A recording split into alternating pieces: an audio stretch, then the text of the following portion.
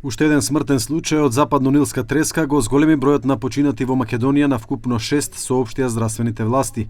Пациентот бил 72 годишен жител на аеродром, кој пред 15 дена бил хоспитализиран со тешка клиничка слика.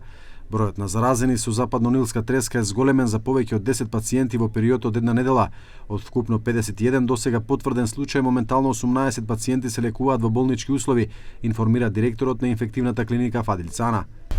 До денеска на клиниката за инфективни болести биле или се хоспитализирани 51 пациент, од кои 27 досега се излекувани и испишани од клиникава. Моментално на клиникава се 18 пациенти, од кои 15 се со лабораториски потврдена вестнайл инфекција невроинвазивна форма.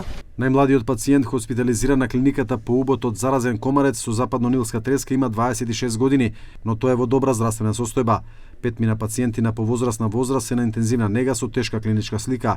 Министерот за здравство Сашо Клековски информираше дека е потврдено присуство на вирусот на западно-нилска треска и кај угинат гавран во Ресен. Агенцијата за храна и ветеринарство утро потврди мртов гавран со вирус на западно-нилска треска во Ресен, во централното подрачје во паркот покрај општината. Гавранот е генерално стационарна птица, значи не е птица преселница, и пронаѓањето на мртов гавран може да укаже на показател на локална циркулација на вирусот на западно-нилска треска. Надлежните ги известиле центрите за јавно здравје во Битола и општина Ресен за преземање засилени мерки и прскање против комарци согласно индикациите.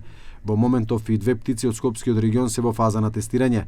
Од Министерството за здравство велат дека го следат развојот на состојбата за преземање по натамошни чекори. Апелираат граѓаните да пријавуваат угинати гаврани, бидејќи тоа може да помогне во спасување на човечки животи и спречување на ширењето на вирусот во епидемија.